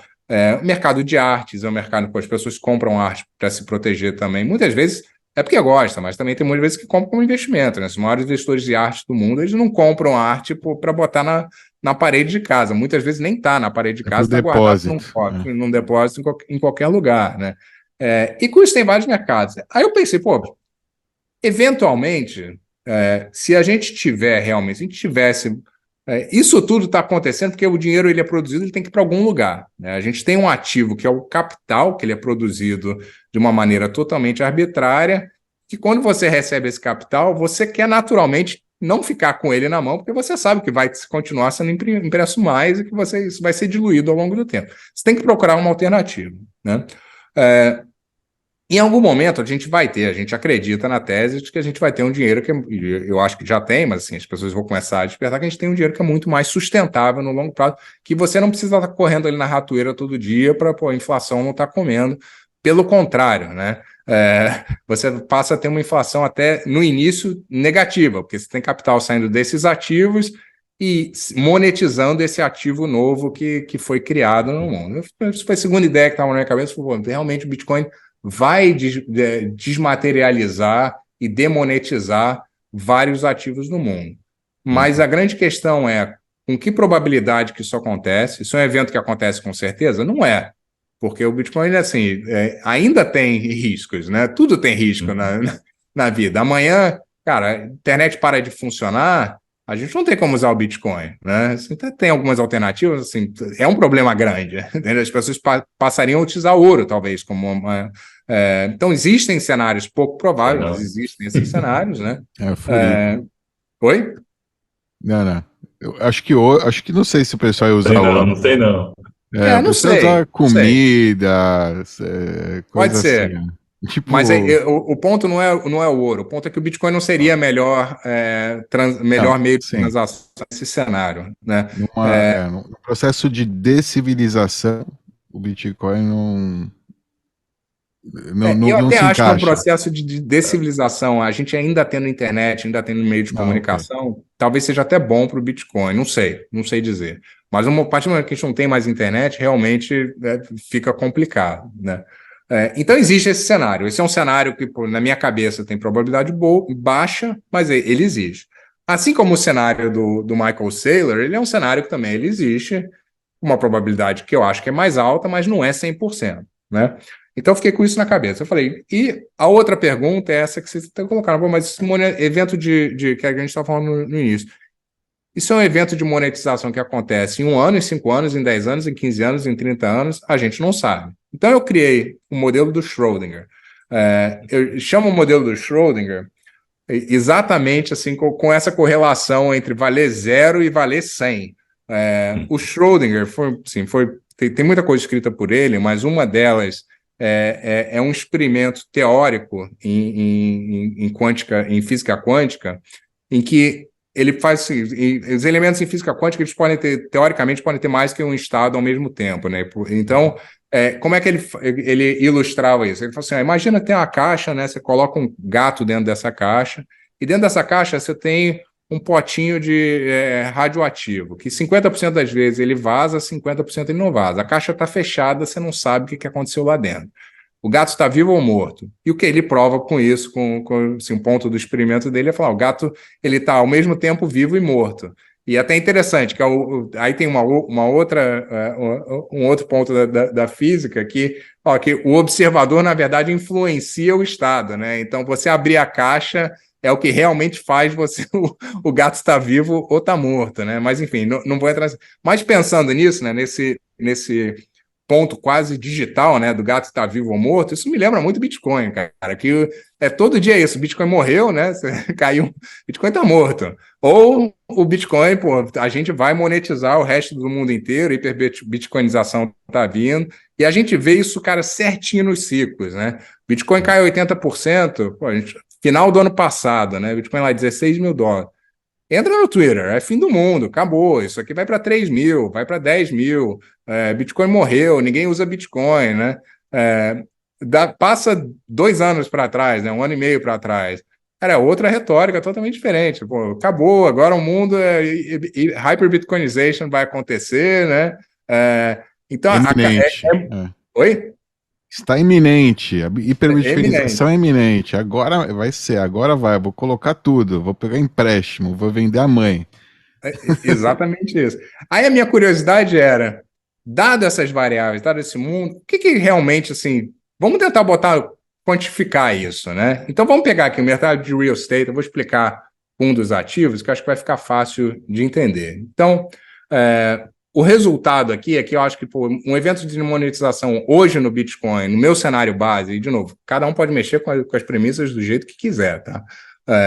O Bitcoin hoje já deveria valer $580 mil, e daqui a 20 anos, que seria assim, o final dessa reta de demonetização que eu estou montando aqui, o Bitcoin deveria valer $3 milhões, tá? Eu vou mostrar depois no outro cenário. Esse é o nosso cenário base. Como é que eu estou chegando nesse cálculo? Bom, vamos usar um ativo aqui como real estate de exemplo. O real estate hoje é um mercado de $320 trilhões global, e como a gente estava falando, eu não sei se dentro desses 320 trilhões, se 10% é prêmio monetário, eu não sei se 50% é prêmio monetário, ou se 80%. 80. Então, o meu cenário base aqui é 30%. Então, eu estou falando 30% desse valor é prêmio monetário. E eu estou estimando nesse cenário base que o Bitcoin só tem probabilidade de capturar esse prêmio, que é de 30%, né, em 5%. E, além disso, isso só vai acontecer em 20 anos. Né? Então, a partir daí é matemática, cara. Eu vou trazer a valor presente. Eu vou pegar 320 trilhões, multiplicar pelo prêmio monetário, multiplicar pela probabilidade e trazer a valor presente. O real estate, por si só, com esse cenário que eu acho que é super conservador, quer dizer, uma pessoa que acredita que assim, só tem 30% de prêmio monetário, que eu acho que pode ser mais, e só tem probabilidade de capturar, só tem 5% de probabilidade de capturar esse mercado, o Bitcoin já deveria valer hoje, só com real estate, hoje o Bitcoin já deveria valer $113 mil. Né? Então, só por real estate, a gente já está tradando a um desconto gigantesco de onde a gente deveria estar hoje. E aí tem outros mercados, né? Eu faço a mesma coisa com o mercado de ação, com o mercado de bonds, com ouro. O mercado de ação é quase todo monetizado, né? As pessoas entram em ação não é porque elas querem ter acesso à empresa XYZ, é porque elas querem proteger o capital, no final das contas, né? E aqui embaixo a gente tem diferentes cenários, né? Então, assim, nosso cenário bearish, o Bitcoin deveria valer hoje $116 mil, o nosso cenário bullish deveria valer 2 milhões, e o cenário de hyper-Bitcoinization já deveria valer hoje quase $6 milhões, chegando aí a $24 milhões em 15 anos, né? À medida que ele dê. Porque isso não vai.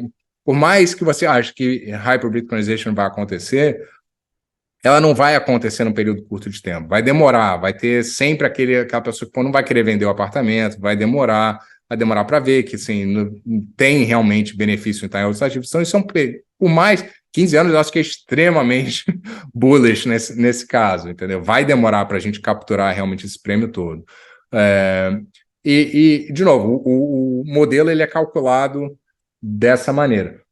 E tudo aqui é customizável. Eu acabei de ver que está com um bugzinho aqui, não dá para ler a taxa de desconto, mas tem a taxa de desconto que você consegue mudar aqui quanto que você está trazendo isso a valor presente. Você pode trazer a zero, que aí é tudo plano, né? E você pode trazer a 20%. Aí você coloca a taxa de desconto que você acha que a taxa de desconto no tempo que seria correta. Então, esse é um modelo totalmente aberto. O que é a taxa de desconto?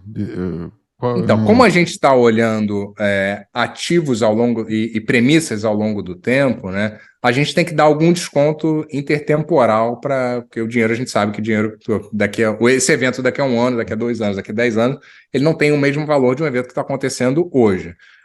Como que você calcula essa taxa de desconto? Isso é mais arte do que ciência.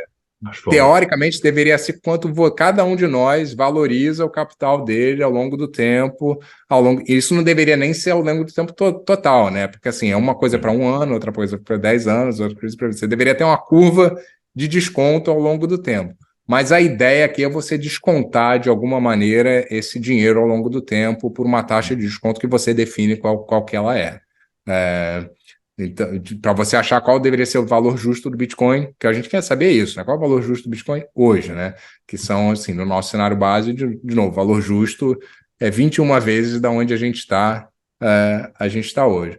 Então, esse é um modelo que, assim, é cheio de premissa, é cheio de problema, é cheio de coisa que pode estar errada, mas ele é um modelo que olha para frente, né? Então, e é até super engraçado. Normalmente eu faço o contrário. Eu tenho uma reunião com o investidor mais cético, eu falo, tá bom, então, antes de eu mostrar isso, eu falo assim, o que você acha aí que é, pô, real estate, falando essa história, o que você acha que quanto você acha do real estate que hoje em dia é monetizado? Pra você ter uma ideia, mais de 50% das casas nos Estados Unidos, elas não são compradas para ser ocupadas pelo morador, elas são compradas para algum outro tipo de objetivo. Isso já me dá uma ideia de que esse número não é 30%, ele é mais que 50%, né? Pelo menos. Tudo bem que os Estados Unidos talvez seja um exemplo ruim, mas dá uma ideia. Aí eu falo para ele, pô, quanto você acha? Aí normalmente o cara fala, esse prêmio de monetário, ele fala assim, não, o prêmio eu acho que é 70%, né? Aí você faz a próxima, eu falo assim, tá bom, o que você acha que é a probabilidade do Bitcoin capturar esse 70% de prêmio monetário? Na média, as pessoas são mais bullish do que eu. Eu falo, acho que tem, sei lá, 10% de probabilidade, né? Aí você vai lá e joga 10%. Aí no final, depois dessa conversa toda, eu abro isso aqui para ele e falo assim, olha, você tá super bearish em Bitcoin, né? Mas na tua cabeça, se Bitcoin conseguir realmente fazer o que você falou, ele já deveria, nesse caso, valer $158 mil só com o mercado de real estate. Corre para comprar, porque tá muito mais barato do que ele está na sua cabeça. Outra coisa que isso aqui explica um pouco assim, a volatilidade que a gente vê no Bitcoin, né? Assim, os preços subirem muito, caem muito, é um feature, não é um bug, né? Porque isso é representação de que a gente está super cedo, esses números ainda são super baixos, e eles mudam muito, né? Que a gente vai chegar lá no evento que, pô, de novo, vamos voltar, estamos no ciclo, deixa eu resetar aqui, né? Que a gente está no ciclo, né? Aí, pô, o halving tá vindo, né? Pô, o preço começa a subir muito, aí ano que vem vai ter lá a conferência de Miami de novo, porque aí é o auge, né? Todo mundo super otimista. Aí as pessoas vão falar assim, pô, não, Bitcoin vai capturar, então hoje o real estate aqui está com $113 mil, né? Vamos gravar esse número na cabeça, né? Assim, não, vai capturar com 80% de chance, cara. Assim, pô, acabou, né? Agora vai, a gente vai. O preço subiu, assim, a pessoa não está fazendo essa conta, né? Mas o preço justo ele passa de 100 para 900 mil, só com uma mudança de probabilidade, né? Isso explica por que tem volatilidade, porque talvez a gente... 100% só para ver. Só real estate, a gente já deveria ter $2 milhões no Bitcoin no cenário de hyper-Bitcoinization, né? E, de novo, ninguém está fazendo esses cálculos na cabeça assim exato, mas de uma maneira ou de outra, cara, o ser humano, a gente é programado para fazer cenário probabilístico na cabeça, porque a gente sobreviveu por causa disso, né? A gente tem que saber, pô, o javali estava ali na esquina, a chance dele estar na esquina de novo é grande, eu não vou andar naquela esquina ali, eu vou para outra floresta do outro lado, que o javali não vai me atacar, né? Então a gente é muito bom em ter uma intuição sobre probabilidade. De uma maneira ou de outra, a gente está fazendo esses cálculos não precisos, mas a gente está, porque a gente está falando, pô, a probabilidade do Bitcoin realmente dar certo está aumentando. Se der certo, é um evento de grande impacto. Ele vai capturar, quando você entra lá no início isso aqui não é por acaso, não, tá? Você entra lá no site, né, na entrada pessoal, isso aqui é o buraco negro lá, o Bitcoin está no meio, cara, vai capturar tudo, no final das contas, né? Então, o evento de desconexão, quando ele acontecer, ele é um evento de impacto, é um meteoro que está caindo no mundo Fiat, né? Ele vai pulverizar tudo. Então, eventualmente, ele vai valer muito mais do que ele vale. E assim, a gente está chegando no final, só queria passar, e a gente pode falar um pouquinho mais de outras coisas se vocês quiserem, mas depois as pessoas podem entrar aqui, tudo é código aberto, como eu falei, então tem GitHub de quase tudo, onde você pode ver o código, tem uma maneira boa de começar para todos esses modelinhos, eu começo com um thread no Twitter, que explica muito rapidamente, assim, de maneira bem, bem sumarizada, como que a gente montou os modelos, e aí tem problema, esse negócio que eu falei, né? É melhor você comprar Bitcoin à vista ou você ir comprando um pouquinho a cada tempo? Aí tem aqui um simulador, você pode simular e ver qual o impacto de DCA. Isso aqui é até legal de ver, ó. No último peraí, ano... dá para falar um pouquinho disso? Dá sim. Porque eu acho bom explorar isso, porque aqui no canal a gente, ou pelo menos a minha percepção, é que tem opiniões muito diferentes a respeito de DCA contra colocar tudo de uma vez, né? Isso não é opinião, tá? Isso assim, Não, fato. Assim. Vamos exato, olhar os fatos. mas eu tô falando né? do que foi falado aqui no canal nesses últimos 4 anos, e aí você fala do que você está trazendo aqui das análises que você fez. Eu vou te dar os dados. A psicologia a gente fala depois, tá? Porque psicologia tem um fator forte nisso. Mas os dados, na média, longo prazo, você voltar lá na página inicial, tem um research que eu escrevi que tem simulação, a gente olhou vários cenários, tá? Na média, é melhor você comprar Bitcoin upfront, lump sum, do que fazer dollar cost average, tá? Na média, isso é melhor e não é pouco, é bem melhor, tá? Por quê? Cara, o Bitcoin... Oi? Interessante. Interessante você falar isso com fatos. Não, na média é melhor, não tem questão. E quando eu rodei, não sei se vocês conhecem o Sam Callahan, que é lá da Swan, cara, o Sam escreve bem pra caramba, né? E eu tive assim no início, quando eu entrei lá, a gente começou a falar disso, porque é um ponto que todos os clientes perguntam. E era super contraintuitivo para ele. Ele fala assim, pô, mas isso não tá certo. Eu falei, cara, vamos rodar os números, vamos ver. Aí a gente rodou os números, ele não estava convencido. Ele falou, bom, peraí, por que isso acontece, né? Me explica. E aí acontece por um motivo muito simples, cara. Bitcoin, grande parte do tempo, ele está ou de lado ou caindo. O momento de glória, né, que a gente se sente super bem, são momentos curtos. Se você não está alocado nesses momentos em que o Bitcoin sobe muito rápido, você vai se estrepar e você com certeza vai underperform o Bitcoin no longo prazo.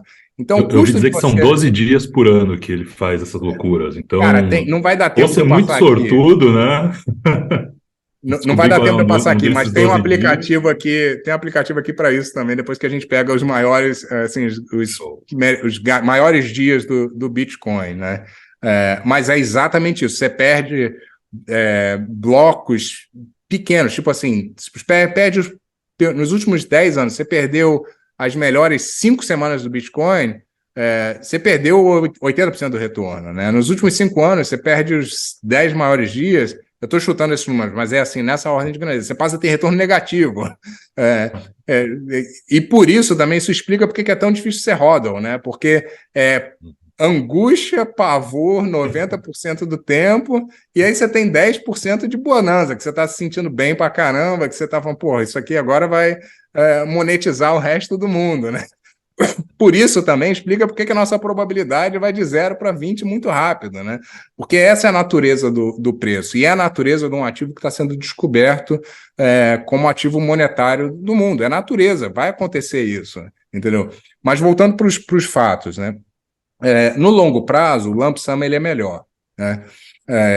E depois entra lá no Research Piece, a gente puxou vários períodos, ele acaba sendo melhor por esses pontos. Agora, vamos olhar o último ano, né, que é o que está simulado aqui. Isso aqui, o que tem aqui, quando você abre a calculadora, você pode mudar, mas o cenário padrão ele é um cenário de um ano, então a gente tem lá de 10 de maio de 2022 a 10 de maio de 2023, eu estou comprando, nesse caso, diariamente um pouquinho de Bitcoin, e eu estou comparando com a performance do Bitcoin, que seria uma compra à vista há um ano atrás. Eu falei isso tudo, mas no último ano, se você tivesse comprado Bitcoin todo dia, né, ao longo desse tempo, até hoje, você estaria ganhando 27% nesse período de tempo. Você teria performado para cima 27%. Se você tivesse só comprado Bitcoin, você está para baixo 10%, né? Ou seja, DCA no bear market e lump sum no bull market. Mas quando é que você sabe quando o bear market? Pois é. Não. É o contrário, Raiche. É o contrário. Você começa, se você entrou por FOMO, porque está subindo, passou all time high, você faz DCA. E aí você espera cair, você espera dar aquela boa caída. Se você tem um lump sum, né? Se você tem dinheiro, porque a maioria das pessoas faz DCA por falta de opção também. Que tem essa, né? Não é que o cara, aqui é quando você tem, digamos que você tem 100 mil agora para investir. Aí então, ele já fez tem que pensar. Você tem que pensar o que você vai fazer com esses 100 mil. Você vai meter tudo de uma vez, segundo o Rafa aqui, estatisticamente é melhor, né? Ou seja, você vai ter um melhor retorno se você meter agora tudo de uma vez, igual depois continuar fazendo o seu DCA, né? Se quiser, com não é segundo, não entradas sou eu mensais. Isso, não. É Não, os dados aqui históricos dão essa... Claro, se você comprou, sei lá, na alta, né? No topo do último ciclo, você vai ficar um tempão. Desculpa, você vai acumular mais BTC se você fizer DCA do que se vamos você... chutar, não. Vamos olhar aqui. A máxima, acho que foi talvez eu esteja errado exatamente na data, mas acho que foi novembro, né? 20 de novembro, foi mais ou menos. 17 de novembro. Peraí que eu não estou conseguindo. Esse cara que desenvolveu o site não sabe fazer coisa direito, ó. É um problema, peraí. Vamos escolher aqui na calculadora. 17 de novembro, né? Então vamos lá. Novembro, dia 17, né? Até agora, como é que deu? Olha só, o cara que comprou no all-time high e ele veio comprando todo dia, aqui não está todo dia, vamos botar todo dia. Ele veio comprando todo dia um pouquinho de lá até aqui, ele está para cima 7%. Então esse cara começou a comprar no all-time high, está comprando todo dia, ele está ganhando 7,5%, enquanto que o cara comprou no all-time high e não fez nada, está perdendo 55%. Né? Então, assim, de novo, mas eu não sei dizer quando é que a gente está no pico ou quando não está no pico. Se a gente pegar um período aqui muito longo... e o negócio aqui é que o cara já acumulou, digamos que agora ele marca esses 10 mil foram gastos nesse período, né, desse ano. Você pegou esses 10 mil e dividiu pelo ano. Claro que se você mudar, né, colocar mais para frente, o Bitcoin está agora a 300 mil, e você faz esse DCA agora, em vez de 1 ano, ele vira 5 anos de DCA, óbvio que o lump sum ganha, né? Porque é nesse sentido, mas é difícil você... quando você pensa com a mentalidade, não, lump sum é sempre melhor, eu vou meter tudo, você vai perder a oportunidade de Satoshi, porque... Quando está no topo, você vai perder. Se você começar a fazer DCA... Tem um problema de definição aqui, tá? Que a gente deveria ter falado no início. Quando você pergunta para mim o que é lump sum contra DCA, a minha definição é o seguinte: você tem dinheiro parado no banco e a sua opção é, naquele período, você comprar tudo em Bitcoin, que é esse dinheiro que já está alocado para o Bitcoin, ou você ir comprando esse Bitcoin há pouco tempo. A outra coisa é o cara que no último ano o DCA foi melhor. Essa é a conclusão que eu estou tirando. O DCA foi melhor, bem melhor. Mas a outra coisa é sempre que o lump sum, né? Não é sempre. E assim, tem períodos longos, né, como a gente está vendo, que é melhor você DCA. E a psicologia do DCA é mais agradável, né? Porque você está comprando aos pouquinhos, você acaba tendo mais estômago para. Não adianta nada eu falar assim, lump sum, vai lá e compra tudo, o Bitcoin cai 40%, o cara não consegue segurar. Né? Eu tenho certeza que esse cara que comprou o Bitcoin está aqui para baixo 45%, a gente mandar isso aqui para frente 10 anos, ele vai estar melhor do que o cara que continuou comprando. Não, então desculpa, é que ficou confuso. Não, vai estar se você começar a dividir em mais tempo o mesmo capital, o DCA em mais tempo. Mas digamos que ele fez essa estratégia durante 1 ano. Nesse ano que ele fez essa estratégia, o DCA rendeu melhor. Óbvio que se eu colocar 20 anos para frente, o DCA vai ser pior, é óbvio, porque se eu vou dividir 10 mil em DCA de $1 por dia, sei lá, né, uma coisa assim, óbvio que o lump sum, por mais que seja ruim agora, vai ser muito melhor do que um DCA de 5 anos, né? A questão é que você nunca sabe quando que isso vira, né? Você não sabe se você saiu, o que a gente falou, você não sabe se você está num bear market ou se você está num bull market. A gente pode estar virando para um bear market, não sei o que vai acontecer, entendeu? Então o que define acertar essa estratégia é ser um bom trader e saber identificar o topo e o fundo de forma mais... Não, gente, vocês estão de longo prazo, o que o Zaguri está falando. Não tô falando que ou vocês não entenderam nada, ou eu não entendi nada que vocês falaram. Vamos lá. Pô, a gente vai ter que terminar no meio dessa confusão, cara. Cara, tá horrível isso. Claro. Ou eu não entendi nada que o Dom e o Roger comentaram, ou vocês não entenderam nada que o Zaguri comentou. Para finalizar. Por favor, o lump sum, o que o Zaguri concluiu, não é conclusão dele, o que os dados mostram é que quem coloca tudo de uma vez é sempre melhor. Por quê? Porque é impossível, é improvável que você acerte os dias que o BTC vai dar a sua subida maior. Por quê? Porque 98% do tempo ele está ou andando de lado ou ele está caindo. E uma pequena fração, como ele falou, são 12 dias no ano, é que ele dá as subidas, as grandes subidas. Ou seja, se você está colocando um pouquinho a cada dia, a probabilidade de você perder esses dias, de você perder esse upside, de você perder essa alavancada na subida, ela é grande. E quando você já tem ele totalmente colocado, o dinheiro que você está com o dinheiro parado, não é dinheiro que você está recebendo mês a mês do seu salário, dinheiro que você está parado no banco. Perfeito. Quando você tem ele colocado no BTC, você aproveita essas subidas. Ponto. Entendi bem. É isso, né, Zaguri? Exatamente isso. Tá perfeito. Agora, imagina o seguinte, você, lá no all-time high, eu te der essa opção, eu falo assim, ó, a partir de hoje você tem que tomar uma decisão. Você vai ou comprar Bitcoin uma vez por dia pelos próximos 2 anos, ou você vai simplesmente alocar 100% para o Bitcoin. Eu te garanto, 90% das pessoas falam, não, 100%. Compra tudo, porque esse negócio vai para 200 mil agora. Vai dobrar. Então, você tomar esse trader aí que a gente está... Não existe, porque é fácil a gente olhar para trás agora no retrovisor e falar, pô, tinha um carro vindo aí atrás, né? Na época, ninguém sabia, cara. Era outra cabeça. Mas é real. E também é difícil para o trader, quando tá lá no fundo, decidir, né? Também fazer o lump sum lá. É o contrário, é mais fácil para ele falar quando tá lá no fundo, não, vou começar comprando devagarzinho. Né? Que não essa é a hora de fazer, psicologicamente, é você pensar o que o seu corpo, o seu estômago disser, faz ao contrário, mais ou menos essa é a... Zaguri, eu sei que acabou o tempo, mas a gente precisa encerrar isso de alguma forma. Então, eu queria saber, acho que você já comentou, mas seria bom para deixar claro, que tipo de reação que você está tendo apresentando isso para os possíveis investidores. E para fechar bonitinho também, o que vem aí pela frente? O que você está trabalhando? O que vem por aí? Quais são as novidades? Tem mais coisa vindo por aí, a gente está desenvolvendo, já tem várias coisas que a gente está pensando em montar, vai tudo aparecendo aí no site ao longo do tempo. A reação tem sido muito melhor, muito mais rápido do que a gente esperava. Isso era um projeto que na nossa cabeça ele ia demorar 1 ano, 2 anos para realmente decolar.